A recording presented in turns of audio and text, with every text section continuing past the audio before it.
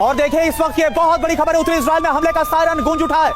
उत्तरी इजराइल में हमले का सायरन, ये अभी की बड़ी खबर। इजराइल में आयरन डोम को एक्टिव किया गया है। क्या उत्तरी इजराइल में ईरान की तरफ से बड़े हमले किए गए हैं? ये एक बड़ा सवाल, क्योंकि उत्तरी इजराइल में हमले का सायरन बजा ये तभी होता है जब कोई बड़ा हमला, कोई बड़ा अटैक होता है। आयरन डोम डिफेंस सिस्टम को एक्टिव किया गया। उत्तरी इजराइल से खबर आ रही है, ईरान जो कि बदले की आग में इस वक्त जल रहा है, उसकी तरफ से बड़े हमलों को अंजाम दिया गया है। और वीके दत्ता सर, क्या आपको लग रहा है? तस्वीरें सामने आ रही है, खबरें सामने आ रही है, ईरान की तरफ से बहुत बड़े हमले, जहां सोचा नहीं था, दुबई, कुवैत, हर जगह हमलों का अंजाम दिया जाए, और अब तो बोल दिया गया इतिहास का सबसे बड़ा प्रहार होने वाला है। क्या लग रहा है आपको?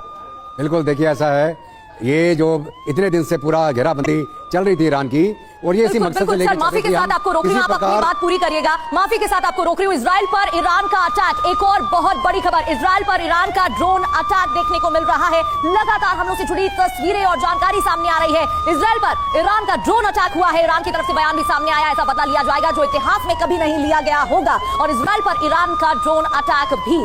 और वही एक और बड़ी खबर इस वक्त, इजराइल पर जो ईरान ने ड्रोन अटैक किया, इसके अलावा ईरानी सेना की कमान जनरल वाहिदी को दी गई है। ईरानी सेना की जो कमान है वो जनरल वाहिदी को सौंपी गई है। यूएस हमले में ईरानी सेना के चीफ मारे गए, और अब जो कमान है वो जनरल वाहिदी को सौंप दी गई है। यानी कुल मिलाकर ईरानी ने जो सेकंड लाइन ऑफ लीडरशिप है वो हर जगह, चाहे वो पॉलिटिकल हो या फिर मिलिट्री, हर जगह तैयार कर ली है। और यही लीडरशिप क्या अब अमेरिका और इजराइल का सामना करेगी, जिस तरह से बड़े हमलों का अंजाम दिया जा रहा है? ईरानी सेना के चीफ मारे गए, जिसके बाद ये निर्णय लिया गया है। एक और बड़ी खबर यह कि इजराइल पर ईरान का बारूदी प्रहार जारी है। लगातार विध्वंसक तस्वीरें सामने आ रही हैं। हालांकि एयर डिफेंस सिस्टम एक्टिव किया गया है, लेकिन विध्वंसक तस्वीरें देखने को मिल रही हैं। तेल अवीव में मिसाइल अटैक, रिहायशी इलाकों में मिसाइलें गिरी हैं, ये भी बड़ी जानकारी इस वक्त की मिल रही है, जहां रिहायशी इलाकों में मिसाइलें गिरी। हमले के बाद भीषण आग लगी। ये देखिए टीवी स्क्रीन पर तस्वीर आपके सामने, हमले के बाद कई इलाकों में आग भी लगी। इस बीच एक और बड़ी खबर, ये मिसाइल हमले की तस्वीर हमने आपको दिखाई, और एक और बहुत बड़ी खबर आ रही है। इजराइल के तेल अवीव में भारी तबाही, ईरान के हमले में ईरान ने बदला कैसे लिया है, ये आप देखिए।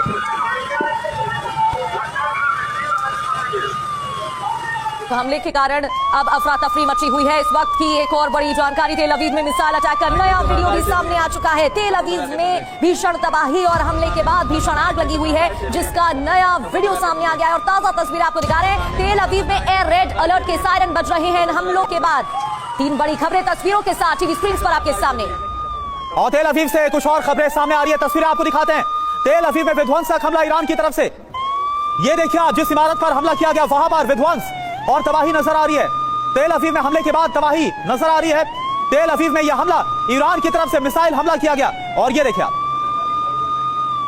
तो हमले के बाद तबाही का मंजर देखने को मिल रहा है। इस वक्त की एक और बड़ी जानकारी आपके सामने है। इस वक्त की खबर, ईरानी सेना की कमान जनरल वाहिदी को सौंपी गई है, क्योंकि यूएस हमले में ईरानी सेना के चीफ मारे गए हैं। तो ये बड़ा निर्णय यहां पर लिया गया। ईरान की तरफ से लगातार बयान भी सामने आ रहे हैं कि अमेरिका को अंजाम भुगतना होगा। निशाने पर नेतन्याहू है। ईरानी सेना की कमान अब जनरल वाहिदी को सौंप दी गई है, यानी कि ईरान के हौसले पस्त होते नजर नहीं आ रहे हैं। और ईरान की तरफ से ये भी जानकारी दी गई है कि ऐसा बदला लिया जाएगा जो इतिहास में अभी तक नहीं लिया गया होगा। वीके दत्ता सर, आप अपनी बात पूरी करिएगा। लगातार जानकारी मिल रही है, और ईरानी सेना की कमान अब जनरल वाहिदी को भी सौंप दी गई है, यानी कि ईरान के हौसले पस्त होते दिख नहीं रहे। बिल्कुल, देखिए बहुत दिनों से ईरान ने पूरी तैयारी कर रखी थी, और उन्होंने उनके सेकंड लाइन ऑफ कमांड और उसकी थर्ड लाइन ऑफ कमांड सबकी नियुक्ति पहले से कर रखी थी। और आयतुल्लाह खमानी ने बोला था कि किसी भी हालत में अगर कोई एक कमांडर मारा जाता है, उसकी जगह तुरंत दूसरा कमांडर कौन लेगा। जो उनके मिलिट्री प्लान्स है, जो उनके काउंटर प्लान्स थे, वो सारे पूरे नीचे तक सब लोगों को मालूम है। उन्होंने वो टारगेट ऑलरेडी नियुक्त करके रखे हुए थे, और उसके ऊपर उनकी जो अपने मिसाइल सिस्टम्स हैं, ड्रोन्स हैं, उनको उन्होंने ऑलरेडी लॉक किया हुआ था। अभी वो ये वेट कर रहे थे कि शुरुआत कहां से होगी। अभी इन्होंने बातचीत के शेडो के नीचे एक सरप्राइज अटैक करके जो इनका लीडरशिप को टारगेट करने में सफल हुआ इजराइल और अमेरिका, ये वाकई में एक अचंभे की बात है कि इतनी जानकारी होने के बाद, तैयारी होने के बाद एक लीडरशिप इनके पहले अटैक में मारी गई। लेकिन ईरान ये जंग लगातार रखेगा। IRGC जो इतने सालों से आयतुल्लाह खमानी की वफादार रही है, और आपको मैं लेके चलूं हिस्ट्री में, जो 8 साल की जंग हुई थी इराक और ईरान के बीच में, जहां पे इराक को पूरा वेस्टर्न वर्ल्ड सपोर्ट कर रहा था, ईरान अकेला लड़ रहा था उस समय। उस 8 साल की जंग के बाद ईरान ने यह सीखा था कि वो वेस्ट के ऊपर भरोसा नहीं कर सकता। उन्होंने अपनी क्षमता फिर उसी तरीके से बढ़ानी शुरू करी। IRGC को उन्होंने जन्म दिया, उसको उन्होंने high level of training, motivation और सिलेक्शन के माध्यम से रखा। आज के दिन में IRGC ईरान के अंदर उनके बहुत सारे अदारे हैं, उनके जिस प्रकार पाकिस्तान फौज के बिजनेस है उस प्रकार IRGC के बिजनेस रन कर रहे हैं ईरान के अंदर। तो ये जो IRGC है इतनी जल्दी ये हाथ खड़े करने वाली नहीं है। बिल्कुल, यानी भले आयतुल्लाह अली ख़ामेनी की मौत हो गई है, लेकिन अभी अमेरिका और इजराइल से मुकाबला करने के लिए ईरान के पास पूरी ताकत मौजूद है। एक और बड़ी खबर कहां हम लोग कर रहे हैं, खबर क्या है ये देखिए आप। खामनेई की मौत के बाद IRGC का बयान भी सामने आ गया है। क्या कहा जा रहा है, जल्द नए नेता का ऐलान भी हम कर देंगे, ये IRGC की तरफ से कहा गया है। यानी IRGC अभी सरेंडर करने के मूड में बिल्कुल भी नहीं है। खामनेई की मौत के बाद IRGC का बयान कि जल्द नए नेता का ऐलान होगा, यानी अमेरिका और इजराइल के खिलाफ यह युद्ध पूरी ताकत के साथ ईरान लड़ेगा, यह बता दिया गया। और देखिए हमारे साथ तमाम जो खास मेहमान है वो मौजूद है। मुकेश कौशिक सर, एक बात बताइए कि जैसे ही आयतुल्लाह अली खामनेई की मौत का दावा डोनाल्ड ट्रंप ने किया तो फिर एक ऑप्शन छोड़ा था IRGC ईरानी सेना के सामने कि अगर वो आत्मसमर्पण कर देंगे तो फिर उनको बख्श दिया जाएगा, लेकिन IRGC ने तो बता दिया कि ऐसा कुछ नहीं होने वाला। देखिए, IRGC अपने आप में अकेली कोई संस्था नहीं है, वो ईरान का प्रतिनिधित्व करती है और ईरान के पीछे खड़े देशों में रूस और चाइना भी हैं। और मुझे बहुत बड़ी हैरानी ये है अभी तक की कि ये देश जो ईरान के समर्थक देश माने जाते हैं, उनमें से किसी की कोई बयान, कोई प्रतिक्रिया सामने नहीं आई है। और पहला बयान की प्रतीक्षा हमको करनी चाहिए कि चाइना क्या बोलना चाहता है और रशिया क्या बोलना चाहता है इस ऑपरेशन पर। लेकिन उससे पहले मैं कहूं कि अमेरिका का ये जो सैन्य ऑपरेशन हुआ, ये इतना बड़ा सैन्य ऑपरेशन है जिसमें दुनिया की भू राजनीति लगभग अगले 10 साल के लिए देखी जाएगी। एक पूरे देश की लीडरशिप को, वो भी ऐसे देश की लीडरशिप को जिसको इस्लामी लीडर संचालित कर रहे थे, उसकी लीडरशिप को खत्म किया गया है। उसकी तरफ से भले ही अब बदले के दावे आ रहे हों और बदले लिए भी जा रहे हैं, पिन पॉइंटेड अटैक हो भी रहे हैं, लेकिन अमेरिका ने यह साबित कर दिया है कि हम जिस रिजीम को चाहें उसको उखाड़ फेंक सकते हैं, हम जिस रिजीम को चाहें उसको अपहरण करके ले जा सकते हैं, हम जिस रिजीम को चाहें उसकी पूरी लीडरशिप को खत्म कर सकते हैं। उसके वॉर फाइटिंग कैपेबिलिटीज को देखना होगा। ईरानी राष्ट्रपति का अभी बयान सामने आया है, बहुत बड़ी खबर है, ट्रंप एक अपराधी है। ईरानी राष्ट्रपति का यह बयान, राष्ट्रपति भवन पर भी कल हमला हुआ था, तस्वीरें हमने आपको सबसे खामनेई की मौत का बदला लिया जाएगा, अमेरिका को कीमत चुकानी होगी, यह भी कहा गया है ईरानी राष्ट्रपति की तरफ से। और यह भी कहा गया है कि डोनाल्ड ट्रंप एक अपराधी है। संजय भारद्वाज सर, यहां IRGC का कहना है जल्द ही नए नेता का ऐलान किया जाएगा, राष्ट्रपति का कहना है डोनाल्ड ट्रंप अपराधी है, लेकिन दूसरी ओर डोनाल्ड ट्रंप का कहना है कि उन्हें पता है अगला उत्तराधिकारी कौन होगा। देखिए, ये बात साफ है कि ये एक व्यक्ति का, एक युग का, ये कह सकते हैं कि खामनेई के बाद एक युग का एक अंत है।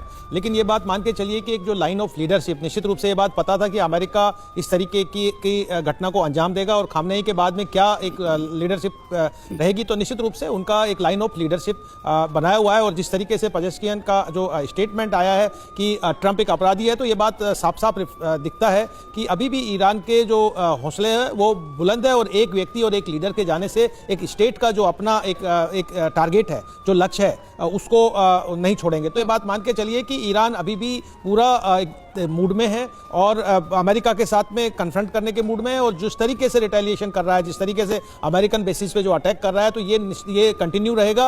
अब यहाँ पे एक सबसे बड़ा जो पक्ष आता है, देखिए दो बातें साफ साफ हो गई है। पहली बात कि अमेरिका ने साबित कर दिया कि अमेरिकन सुपरमेसी अभी भी बरकरार है, चाहे वो मदुरई के बाद में ये दूसरा एक इंसिडेंट कुछ ही दिनों में हुआ है। तो ये बात मान के चलिए कि रिजीम हो या रिजीम चेंज हो या दुनिया में जो जिस तरीके की व्यवस्था अमेरिका चाहता है, आज भी एक तरीके से मोनोपोली बनी हुई है। दूसरा एक बड़ा सरप्राइजिंग ये बात पक्का है कि क्योंकि बैकिंग निश्चित रूप से जो बाकी देश थे, जिसको कहते थे कि लाइंड अप रोग स्टेट क्रिएट हो गया था, रशिया है, चीन है, नॉर्थ कोरिया है, ईरान था, ये बिल्कुल एकदम अलाइंड एक तरीके से देश थे। लेकिन अभी तक मुझे ये भी बात पक्का है कि रशिया उस स्थिति में आज के दिन नहीं है, उनको तो एक दूसरे फ्रंट पे वॉर छिड़ा हुआ है, तो वो तो ट्रंप से एक तरीके से डील करके उस वॉर को भी एंड करना चाहते हैं। लेकिन जहां तक चाइना की बात है, देखिए चाइना, ये बात मुझे नहीं लगता कि बहुत ज्यादा एक्सपेक्ट चाइना से करना चाहिए। चाइना बहुत अपॉर्चुनिस्ट है। बिल्कुल, लेकिन ईरान की तरफ से लगातार इस तरीके से बयान सामने आ रहे हैं सर कि वो झुकने वाला नहीं है। ब्रजेश सर, पहला ही अटैक और उसमें ही टॉप लीडरशिप का खात्मा हो चुका है पहले ही अटैक में, और अब IRGC की तरफ से जो दावे किए जा रहे हैं, क्या वाकई में ईरान इतना सक्षम है? प्रगति, ये बहुत ही महत्वपूर्ण प्रश्न है। इसको अगर जो 7 अक्टूबर 2023 से जो लड़ाई चल रही थी इजराइल और ईरान के साथ, उसके परिप्रेक्ष्य में देखेंगे तो देखा गया, तो पता चलता है प्रोग्रेसिवली ईरान की जो मिलिट्री माइट है, मिलिट्री पावर है, मिलिट्री इंडस्ट्रियल बेस है, जो उनका आर्ममेंट है, वो नष्ट किया जा रहा है, प्रोग्रेसिवली हुआ है। उनके सीनियर IRGC जनरल्स को मारा गया है, उनके न्यूक्लियर साइंटिस्ट को मारा गया है, उनके जो प्रॉक्सी रहे हैं हिजबुल्लाह, हुती, उनको वीकेंड किया गया जी। और इस सब के माहौल में देखेंगे ईरान के अंदर जो रजीम थी खमैनी साहब की, वो बिल्कुल टोटलिटेरियन थी, बिल्कुल तगड़ी रजीम थी। और ये भी माना जाता है इस तरह की जब रूल हो, 1989 से वो शासक बिल्कुल, रहे और यहाँ पे। इसलिए इतनी मजबूती के साथ सर खड़े थे।